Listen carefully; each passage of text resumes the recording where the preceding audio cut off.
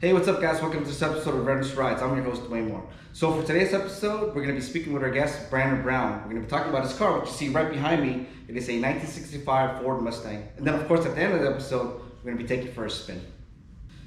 So a little bit about our guest. He's a first-class pilot of the United States Navy, which means he's an E6. He's been in the service for 11 years. He's done 6 overseas deployments. He is a logistical specialist in the Navy. So what they do is to provide logistical support for general stores, the aviation community, and fulfill the military postal needs.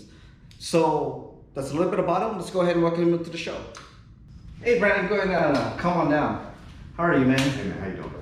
Good, good. Thank you for being in the show. No worries. Hey, so I just gotta ask, I know it's kind of an odd question. It's my first question, but how old are you? I'm 31 years young. 31 years, yeah. I like that. So most young men, when they buy a car, they normally don't go further back. What was your inspiration for this car? Well, when it came to muscle cars, the inspiration came from my grandfather, who was a classic car enthusiast. Throughout my lifetime growing up, visiting his home, he would have 3 to 4 muscle cars, classic cars sitting in his garage all the way to his driveway. He had Volkswagen common gears, classic Mercedes-Benz.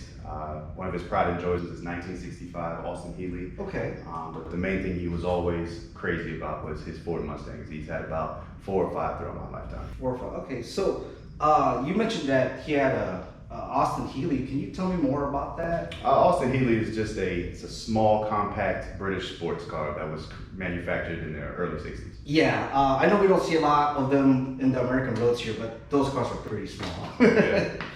So prior to filming this episode, you had mentioned that your grandpa passed away. I'm sorry to hear that. It's okay. He had a fairly big car collection. What ended up happening to the car collection? Well, once he passed, in his will, he did leave the 1965 Austin Healey for my cousin, for his only 2 grandchildren, me and my cousin. And he left the 1973 Ford Mustang convertible to me. At the time, our lives were just not aligning up with having a lot of time. So she ended up getting accepted to Penn State to finish her PhD. Nice. Yeah. And I just called my C-duty orders to California. We knew that these cars he kept in mint condition, but they also needed constant, just constant views and constant taking care of. Yeah, So, especially something older. They always need a lot Definitely. of work. And we just came with the executive decision to sell the vehicles, and I just made sure that I did my best to live up to his legacy later on down the line. Oh yeah, things happen, and sometimes in life you're not going to be able to keep a vehicle that requires as much maintenance as that. So going back to your car over here, when did you get this car? Well, funny story about this car. Once I got to California, I am a big man on faith, so I definitely prayed about the opportunity to be granted the opportunity to maybe purchase my own Ford Mustang and continue his legacy. So once I got to California and settled down, found out we were going on a 7-month deployment 6 months later. So I did my best to save as much money as possible. And what's even more funny is I actually did a blind buy at a classic car dealership in New Jersey. My roommate at the time was the first person to ever lay eyes or touch the car before we got home a month and a half later. That's pretty crazy. I mean, when you shop on Amazon, that is a blind buy, right, or a blind sale. You really don't know what you're gonna get, but there's small items. But when you buy a car like this, across the country, and you're not even the first person to see it, that's pretty wild. It was wild. Yeah. Hey, at this time, let's go ahead and take a further look at the car. So if you haven't noticed already, the car is trimmed out with chrome, starting with the grille all the way to the front bumper. We get to the side to represent the engine size, the 289 emblem. We have the chrome siding. We have the driver and passenger chrome mirrors, chrome handles. And when we get to the rear, we have the rear bumper chrome, as well as the tail lights in chrome. All right, so we're starting out here with the tires. These are period correct tires, 15-inch all the way around, with the classic white lettering. And as you can see, I'm still driving on drum brakes. I am definitely going to be converting this entire car to disc brakes in the near future.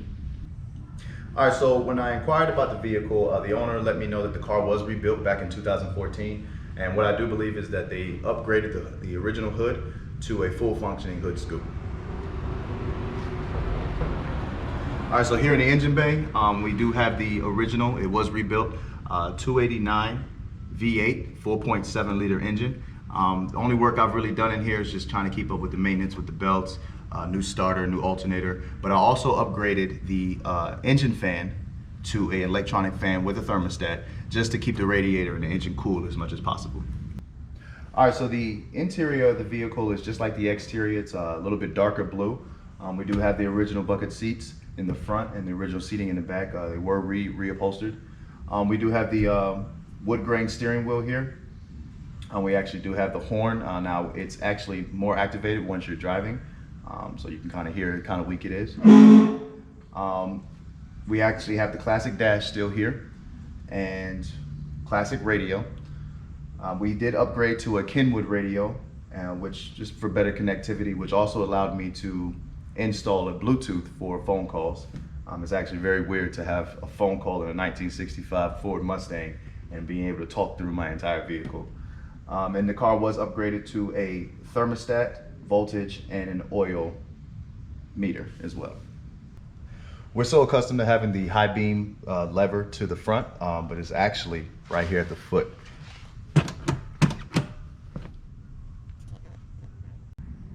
A lot of you may not know what this is, but this is actually the crank lever for your window.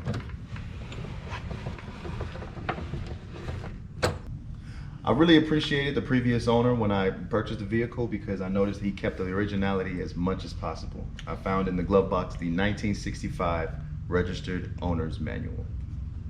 You're good. So once I realized how much of a blessing it was to purchase this vehicle, I went ahead and got a custom plate made.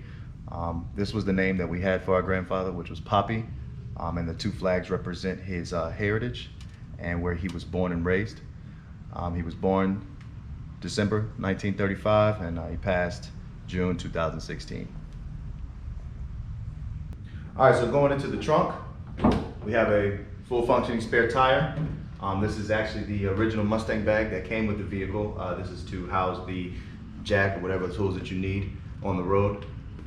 Right in the back is the Dash Mustang, America's favorite fun car flag. And I have two 1965 Ford Mustang shop manuals.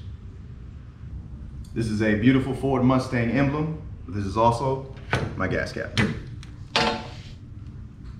So now this is the part of the show, my favorite part of the show, where we're gonna go ahead and take this beauty for a spin. Let's go. So here we are, we're inside the 1965 Ford Mustang. I wanna go over a few things before we go for this drive. One is, there's only a lap belt, as you can see right here. I kind of made a fool of myself earlier. I didn't know how to put it on. You know, I guess you gotta flip this up. It's kind of weird. Another thing is, look at how close this mirror is. It's right here. It's really close to me. But if you look on that side, that's also close too. But you gotta adjust it either by yourself or if you have a passenger, you're gonna have to adjust it for you. The other thing is we're having a heat wave down here in San Diego. It's really hot. In fact, it's the hottest I've ever seen it. So, right, hot day, what do? You turn on the AC. Well, check this out. There's no AC. The only AC you get is when the windows are cranked down. How did people live back then? This is crazy stuff.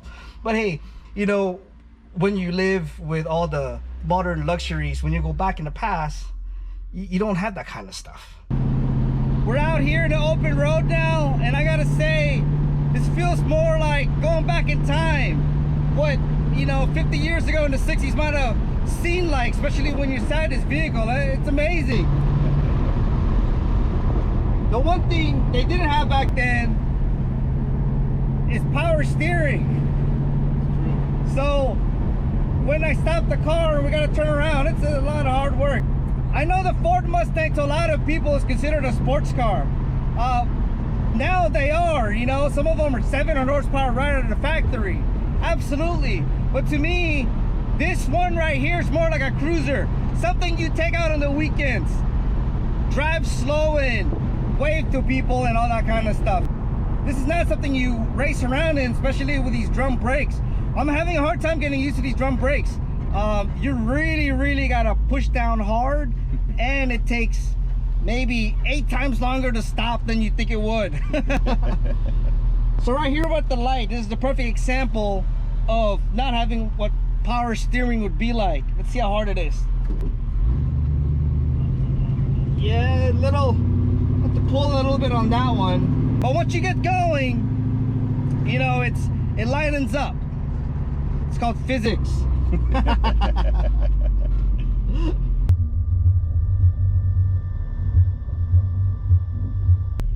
So we're here in a fairly deserted street. There's two types of modes in this car, which I didn't know. There's a thing called sport mode. So we're gonna do an acceleration just with it in drive, and another one in sport mode. So if you look here in the transmission, that white circle with like the blue or green dot, no, let's not have an internet debate on what color that is.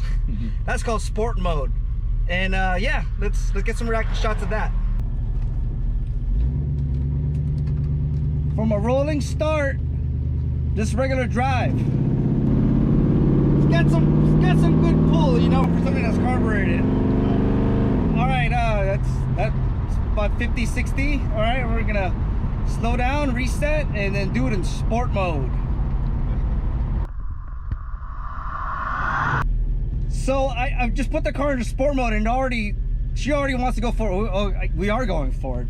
So we're gonna do a rolling start. We're clearing the back. Yeah, this, why is there a difference?